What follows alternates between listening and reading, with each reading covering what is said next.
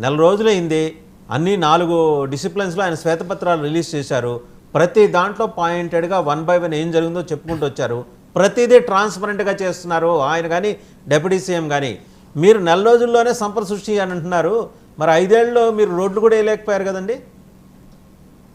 ఒకే విషయం సార్, మేము రోడ్లు వేయలేదా ఏంటంటే ప్రజలకు తెలుసు. మేము రాష్ట్రం మొత్తంలో ఉన్నటువంటి కొన్ని చోట్ల మాత్రం రోడ్లు వేయలేదు వాస్తవం, అన్ని చోట్ల కాదండి. కొన్ని చోట్ల గెలిపించారు మిమ్మల్ని. రోడ్లు వేయకపోవడం అనేది వాస్తవం. లక్ష్మణరావు గారు అందుకే కొన్ని చోట్ల గెలిపించారు. ఎంత సంపద సృష్టించారు మీరు అధికారంలోకి వచ్చిన తర్వాత, ఎంత సంపద సృష్టించారు. వాళ్ళు వచ్చి నెల రోజులైందండి.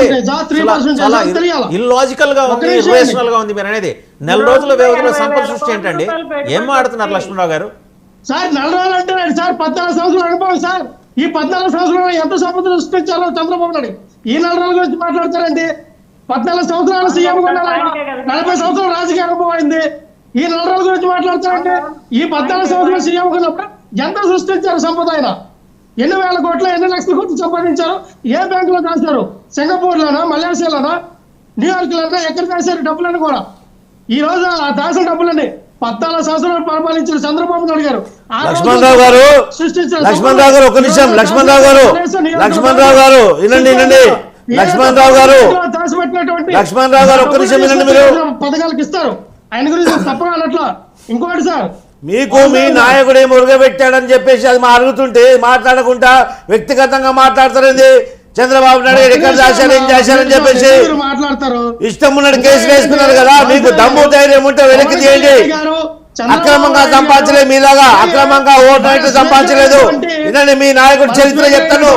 మీ నాయకుడు తండ్రి YS Rajasekhara Reddy election contest చేసినప్పుడు ఉన్న ఇల్లు కూడా అమ్ముకున్నాడు. అలా ఇల్లు అమ్ముకొని ఎలక్షన్ కాంటెస్ట్ చేసిన వ్యక్తికి 100,000 కోట్లు ఏ విధంగా వచ్చినాయి? అక్రమంగా సంపాదించింది మీరు, మా నాయకుడి మీద అంటారా మీరు? అయ్యన్న పాత్రుడు వీళ్ళందరూ కూడా ఇదే పిఠాపాలెంలో పవన్ కళ్యాణ్ గారు ఇప్పుడు ఆ రోజు మీ ₹2 మేము ఆ చెత్త మీద మేము పన్ను ఇస్తే వీళ్ళు ₹3 ఈ రోజులో 90 నుంచి ₹120 గరిష్టంగా వేస్తే ఈయన కొడుకులు ఏమన్నారు? ఈయన కొడుకులు చెత్త నా కొడుకులు అనొద్దా? ఇప్పుడు ఏ నా కొడుకులు ఉన్నారు? వైఎస్ఆర్సీపీ అదే నా కొడుకులు, అంతకంటే చెండాలపై నా కొడుకులు వైఎస్ఆర్సీపీ ఉన్నారు. లక్ష్మణరావు గారు మీరు వైఎస్ఆర్సీపీ కండగా కప్పుకొని మొత్తం ముఖానికి బురద పూసుకున్నట్టు మాట్లాడద్దు. వినండి లక్ష్మణరావు గారు, ఏదైతే జగన్మోహన్ రెడ్డి గారు ఆ రోజున చెత్త పాలసీ మీద ఉన్నటువంటి ఏదైతే పన్ను వేశారో ఈ రోజు మీరు అదే ఇంప్లిమెంటేషన్ చేస్తా ఉన్నారు. దాన్నే కదా మీరు తీసుకెళ్తా ఉన్నారు. మా కన్నా మీరు డబుల్ రేట్ వేస్తారు. ఈ రోజు ఈ ఉచిత ఇసుక అని చెప్పి ఆ రోజులో ₹375 ఒక చోట, ₹475 ఒక చోట ఉంటే ఈ రోజులో ₹1,400, ₹1,275 వేసినట్టు మీరు ఉచిత ఇసుక ఇచ్చినట్ట, టన్నుకి మేము ఉచిత ఇసుక ఇచ్చినట్ట. ఏం మాట్లాడతారు మీరు?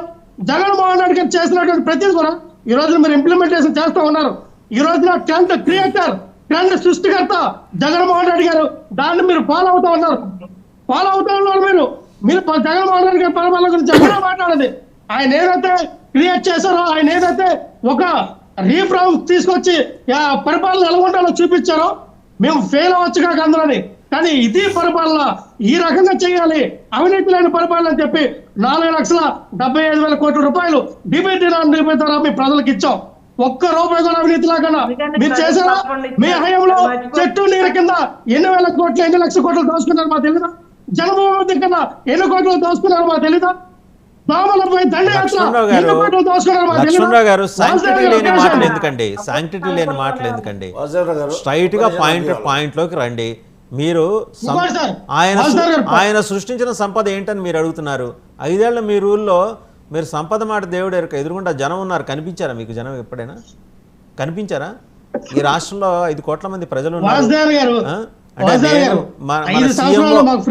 సీఎంఓ ప్రాంగణంలో ఉన్న 150 మంది తప్పితే, సీఎంఓ ప్రాంగణంలో ఉన్న 150 మంది తప్పితే, మళ్ళీ చెప్తున్నాను లక్ష్మణరావు గారు లిజన్ టు మీ, సీఎంఓ ప్రాంగణంలో ఉన్న ఆ 150 మంది తప్పితే, 5 కోట్ల మందిలో ఆ 150 మంది తప్పితే మిగిలిన వాళ్ళు మీకు కనపడ్డారా? ఖచ్చితంగా అదే కదా సార్ మీరు చెప్తా ఉన్నాం. ఏవైతే మేము ఆ రోజుల్లో జరిగినటువంటి ఏవైతే ఉన్నాయో అవన్నీ కూడా మేము